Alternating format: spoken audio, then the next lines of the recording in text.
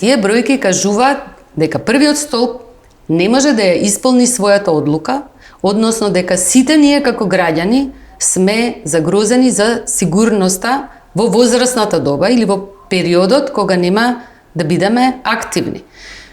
Во времето кога првиот столб бил функционален, кога државата, поединецот не морал да мисли, државата ги прибирала придонесите, државата ги распределувала и се грижела за нашите денови во пенсии.